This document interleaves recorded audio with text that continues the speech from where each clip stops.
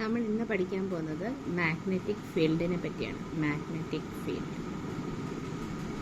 ഈ magnetic field എന്ന് വെച്ചാൽ ഒരു ഇമാജിനറി ലൈനാണ്. സോ സപ്പോസ് ഇതൊരു മാഗ്നറ്റ് ആണെന്ന് വിചാരിക്കുക, ബാർ മാഗ്നറ്റ്. നോർത്ത് പോളും ഉണ്ട്, സൗത്ത് പോളും ഉണ്ട്.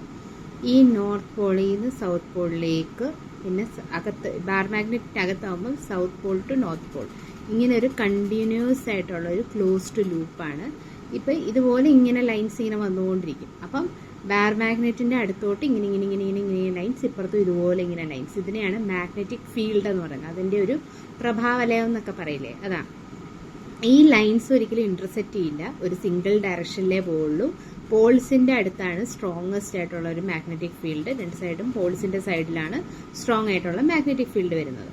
നമ്മൾ ഒരു മാഗ്നറ്റിക് ഫീൽഡ് ലൈൻ എടുക്കുകയാണെങ്കിൽ അതിൽ ഏത് ഒരു പോയിന്റിൽ ഒരു ടാൻജന്റ് വരച്ചാൽ ആ ഒരു പോയിന്റിലെ ആ മാഗ്നറ്റിക് ഫീൽഡിന്റെ ഡയറക്ഷൻ നമുക്ക് അറിയാൻ പറ്റും. അതുപോലെ കോമ്പസ് നീഡിൽസ് അലൈൻ ചെയ്യുന്നത് മാഗ്നറ്റിക് ഫീൽഡ് ഡയറക്ഷനിലേക്കായിരിക്കും കോമ്പസ് നീഡിൽസ് ഒക്കെ അലൈൻ ചെയ്യുന്നത്. ഇനി magnetic field due to current കാരണം മാഗ്നറ്റിക് ഫീൽഡ് ഉണ്ടാവുമെന്ന് നമുക്ക് നോക്കാം. Magnetic field due to current. അപ്പം നമ്മളൊരു ഇത് magnetic field due to current ആദ്യമേ കണ്ടുപിടിച്ചത് ഹാൻസ് ക്രിസ്ത്യൻ ഓൾസ്റ്റഡിൻ്റെ എക്സ്പെരിമെൻ്റ് വഴിയാണ് കേട്ടോ. അദ്ദേഹം എന്താ ചെയ്തതെന്ന് വെച്ചാൽ ഒരു കണ്ടക്ടർ വെച്ചു, അതിനകത്തോട്ട് ഒരു കണക്ഷൻ, ഒരു ബാറ്ററി കണക്ട് ചെയ്തു. എന്നിട്ട് ഇതിൻ്റെ അടുത്തേക്ക് അയൺ ഫില്ലിങ്സ് ഇങ്ങനെ വെച്ചപ്പം ഈ ഒരു കറണ്ട് ക്യാരിയിങ് കണ്ടക്ടർ ഒരു ബാർ മാഗ്നറ്റായിട്ട് ആക്ട് ചെയ്തു. അതായത് ഇതിന് ചുറ്റും ഒരു മാഗ്നറ്റിക് ഫീൽഡ് ഉണ്ടെന്ന് അദ്ദേഹം കണ്ടുപിടിച്ചു. അപ്പം ഈ ഡയറക്ഷൻ ഓഫ് മാഗ്നറ്റിക് ഫീൽഡ് ഇതിനകത്തുള്ളത് കണ്ടുപിടിക്കുന്നത് റൈറ്റ് ഹാൻഡ് തമ്പ് റൂൾ വെച്ചാണ്. ഞാൻ കാണിച്ചു തരാം. Right hand thumb rule. Right hand thumb rule എന്ന് വെച്ചാൽ സപ്പോസ് ഇങ്ങനെയാണ് നമ്മൾ റൈറ്റ് ഹാൻഡ് തമ്പ് റൂൾ വെക്കുന്നത്. അപ്പോൾ ഈ തമ്പ് എന്ന് പറയുന്നത് നമ്മുടെ കറണ്ടിൻ്റെ ഡയറക്ഷനും ഈ കേൾ ചെയ്തേക്കുന്ന ഈ ഫിംഗേഴ്സ് എന്ന് പറയുന്നത് മാഗ്നറ്റിൻ്റെ ഡയറക്ഷനും, മാഗ്നറ്റിക് ഫീൽഡ് ലൈൻസ്. ഇതാണ് റൈറ്റ് ഹാൻഡ് തമ്പ് റൂൾ എന്ന് പറയുന്നത്. സോ തമ്പ് എന്ന് പറയുന്നത് എപ്പോഴും കറണ്ടിൻ്റെ ഡയറക്ഷനിലേക്കും അതുപോലെ തന്നെ ഫിംഗേഴ്സ്, റോൾ ചെയ്തിരിക്കുന്ന ഫിംഗേഴ്സ് മാഗ്നറ്റിക് ഫീൽഡിൻ്റെ ഡയറക്ഷനിലും ആയിരിക്കും കണക്കാക്കുക. ഈ മാഗ്നറ്റിക് ഫീൽഡില്ലേ, മാഗ്നറ്റിക് ഫീൽഡിനെ നമ്മൾ ബി ആയിട്ടാണ് റെപ്രസെൻറ്റ് ചെയ്യുന്നത്. SI unit of magnetic field ആണ് നമ്മൾ ടെസ്ല എന്നാണ് പറയുന്നത്. SI unit of magnetic field is Tesla. ഇത് സ്മോളർ, ചെറിയ മാഗ്നിറ്റ്യൂഡുള്ള മാഗ്നറ്റിക് ഫീൽഡ് ആണെങ്കിൽ അതിൻ്റെ യൂണിറ്റ് നമ്മൾ ഗോസിലാണ് പറയുന്നത്, G. ഓക്കെ. ഇനി മാഗ്നറ്റിക് ഫീൽഡ് എന്ന് പറയുന്നത് is directly proportional to current കൂടുന്നതനുസരിച്ച് മാഗ്നറ്റിക് ഫീൽഡ് കൂടും. അതുപോലെ തന്നെ magnetic field is inversely proportional to distance from the wire. അപ്പം ഇത് രണ്ടും കൂടി കമ്പൈൻ ചെയ്യുമ്പോൾ നമുക്ക് B is directly proportional to current, inversely proportional to R എന്ന് പറയാം. ഓക്കെ, ഇത് ഈ ഇക്വേഷൻ അത് ഓർത്ത് വെച്ചോണം. And SI unit of magnetic field എന്താണ്? ടെസ്ല. ഇനി നമുക്ക് magnetic field due to a current carrying conductor through a closed loop നോക്കാം. അതായത് ഇപ്പം ഒരു സർക്കുലർ ലൂപ്പിൽ കൂടെ ഉള്ളൊരു മാഗ്നറ്റിക് ഫീൽഡ് എങ്ങനെയായിരിക്കും? ആ മാഗ്നറ്റിക് ഫീൽഡ് എന്ന് പറയുന്നത് കോൺസെൻട്രിക് സർക്കിൾസ് ആയിരിക്കും. നമ്മൾ മുമ്പേ പറഞ്ഞല്ലേ, കോൺസെൻട്രിക് സർക്കിൾ ആയിരിക്കും. അതായത് ഒരു ബാർ മാഗ്നറ്റ് പോലെ അത് ആക്ട് ചെയ്യും. നോർത്ത് ടു സൗത്ത് പുറത്തൂടെ ഇങ്ങനെ ആയിരിക്കും ഡയറക്ഷൻ. അതിൻ്റെ അകത്തൂടെ ഉള്ളത് south pole to north pole ആയിരിക്കും ഡയറക്ഷൻ. ഓക്കെ. ഇനി നമ്മൾ ഒരു റൂളുണ്ട്, അതിന് ക്ലോക്ക് റൂൾ എന്നാണ് പറയുന്നത്. ക്ലോക്ക് റൂൾ അനുസരിച്ച് ക്ലോക്ക് വൈസ് ആണ് കറണ്ടെങ്കിൽ അകത്തൂടെ പോകുമ്പം, അതായത് ആ ലൂപ്പിൻ്റെ അകത്തൂടെ south pole to north pole ആയിരിക്കും ഡയറക്ഷൻ. ഔട്ടർ ആണെങ്കിൽ north pole to south pole ആയിരിക്കും ഡയറക്ഷൻ. ഇനി കറണ്ട് ആൻറ്റി ക്ലോക്ക് വൈസ് ആണ് പോകുന്നതെങ്കിൽ ആ ലൂപ്പിൻ്റെ അകത്തൂടെ പോകുന്നത് നോർത്ത് പോൾ ടു സൗത്ത് പോളും അതിൻ്റെ ഔട്ടറിൽ കൂടെ പോകുന്നത് സൗത്ത് പോൾ ടു നോർത്ത് പോളും ആയിരിക്കും. ഇനി ക്ലോക്ക് റൂൾ എന്ന് പറയും. ഇത് ആക്ച്വലി പഠിക്കുകയില്ല, ഞാൻ ജസ്റ്റ് പറഞ്ഞു തന്നേ ഉള്ളൂ. ഓക്കെ. ഇനി factors affecting magnetic field. Factors affecting magnetic ഫീൽഡിനെ ഞാൻ B എന്ന് എഴുതാം. Okay. Factors affecting magnetic field. Magnetic field is directly proportional current. Magnetic field is directly proportional to the number of turns of coil. എത്ര കോയിലിനകത്ത് എത്ര, അതായത് ഇപ്പോൾ ഇങ്ങനെ ഒരു കോയിൽ എടുക്കുകയാണെങ്കിൽ ഇങ്ങനെ എത്ര എണ്ണം ഇങ്ങനെ അടുപ്പിച്ചടുപ്പിച്ച് കാണില്ലേ?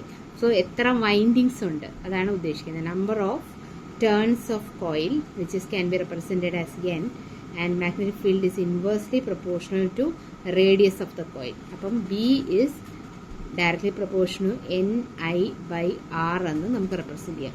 ഇത് വേറെ ആട്ടോ, നമ്മൾ മുമ്പേ പറഞ്ഞില്ലേ BI/R. ആ R എന്ന് പറയുന്ന ഡിസ്റ്റൻസ് ആണ്, ഇത് റേഡിയസ് ഓഫ് ദ കോയിലാണ്. ഓക്കെ, ഇനി അടുത്തത് ഈ ഒരു ഇക്വേഷൻ നോക്കുക. ഇനി magnetic field due to current in a solenoid. Solenoid എന്ന് വെച്ചാൽ ഒരു ഇതിനകത്ത് നമ്മൾ ഇങ്ങനെ വൈൻഡ് ചെയ്തിരിക്കുന്നതിനെയാണ് സോളിനോയിഡ് എന്ന് പറയുന്നത്. ഇത് നമ്മളൊരു ബാറ്ററി ആയിട്ട് സപ്പോസ് കണക്ട് ചെയ്ത് വെച്ചിട്ടുണ്ട്. അപ്പോൾ ഇതിനകത്തോട്ട് കറണ്ട് പാസ് ചെയ്യുന്നുണ്ട്. ഈ ഓരോ ലൂപ്പിലും മാഗ്നറ്റിക് ഫീൽഡ് ഉണ്ടാവും. ഓക്കെ, അപ്പം ഇതെന്ന് പറയുന്നത് ഇപ്പം ഇത് ഫുള്ളൊരു വലിയ ബാർ മാഗ്നറ്റായിട്ട് ആക്ട് ചെയ്യും. ഏത് പോയിന്റിലും മാഗ്നറ്റിക് ഫീൽഡ് എടുത്താലും സെയിം ആയിരിക്കും. അതിനെയാണ് സോളിനോയിഡ് എന്ന് പറയുന്നത്. ഇതിൻ്റെ length will be greater than is diameter. അപ്പോൾ ഇതാണ് magnetic field due to current carrying solenoid. ഇതൊരു ബാർ മാഗ്നറ്റായിട്ട് ആക്ട് ചെയ്യും. അത്രയും നമ്മൾ ഓർത്താൽ മതി. ഇനി അടുത്തത് force on current carrying conductor.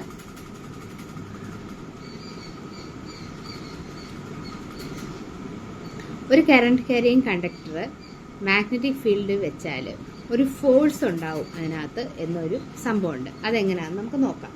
അതായത് ഒരു കറന്റ് ക്യാരിങ് കണ്ടക്ടർ, ഒരു കണ്ടക്ടറിനെ നമ്മളൊരു മാഗ്നറ്റിക് ഫീൽഡ് ഉള്ള ഒരു സ്ഥലത്ത് വെക്കുക. ഒരു ബാർ മാഗ്നറ്റ് വെച്ചിട്ട് നമ്മളൊരു മാഗ്നറ്റിക് ഫീൽഡിൻ്റെ അടുത്തുള്ളതിനെ നമ്മൾ വെക്കുകയാണെങ്കിൽ, എന്നിട്ട് ഒരു നീഡിൽ ഇങ്ങനെ കൊണ്ടുവന്നാൽ ഈ നീഡിലിനെ ഡിഫ്ലക്റ്റ് ചെയ്യും. ഈ കണ്ടക്ടർ മൂവ് ചെയ്യും ഈ ഒരു ബാർ മാഗ്നറ്റ് അടുത്ത് വരുമ്പോൾ. അത് എന്തുകൊണ്ടാണെന്ന് വെച്ചാൽ നമ്മുടെ ഒരു കറന്റ് ക്യാരിങ് കണ്ടക്ടർ ഒരു ബാർ മാഗ്നറ്റായിട്ട് ആക്ട് ചെയ്യും. അപ്പം നമ്മൾ വേറൊരു മാഗ്നറ്റ് കൊണ്ടുവരുമ്പോൾ അത് ഒന്നെങ്കിൽ റിപ്പൽ ചെയ്യും അല്ല അട്രാക്ട് ചെയ്യും. അപ്പോൾ ഒരു ഫോഴ്സ് അവിടെ പ്രൊഡ്യൂസ് ആവും. അങ്ങനെയാണ് ആ കണ്ടക്ടർ മൂവ് ചെയ്യുന്നത്. ഓക്കെ, ഇനി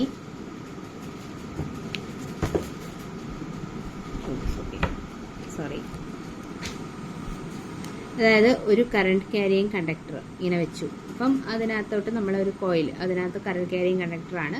നമ്മളൊരു മാഗ്നറ്റ് അടുത്തുകൊണ്ട് വെക്കുമ്പോൾ ഇവിടെ ഒരു മാഗ്നറ്റിക് ഫീൽഡ് ഉണ്ട്, ഇതിനൊരു മാഗ്നറ്റിക് ഫീൽഡ് ഉണ്ട്. So it will either attract or ripple. അപ്പോൾ എന്ത് പറ്റും, അങ്ങോട്ടും ഇങ്ങോട്ടും മൂവ്മെന്റ് വരും. അപ്പോൾ ഒരു ഫോഴ്സ് എക്സേർട്ടഡ് ആവും. ആ ഫോഴ്സ് എന്ന് പറയുന്നത് എന്തിനെയൊക്കെ ഡിപ്പെൻഡ് ചെയ്തിരിക്കുമെന്ന് അറിയാം. ആദ്യമേ കറണ്ടിനെ ഡിപ്പെൻഡ് ചെയ്യും. കറണ്ട് കൂടുതലാണെങ്കിൽ മാഗ്നിറ്റ്യൂഡ് ആൻഡ് ഡയറക്ഷന് കൂടുതലായിരിക്കും. മാഗ്നറ്റിക് ഫീൽഡ് കൂടുതലാണെങ്കിൽ അതിൻ്റെ സ്ട്രെങ്ത്തും ഡയറക്ഷനും കൂടുതലാണെങ്കിൽ ഫോഴ്സ് കൂടുതലായിരിക്കും.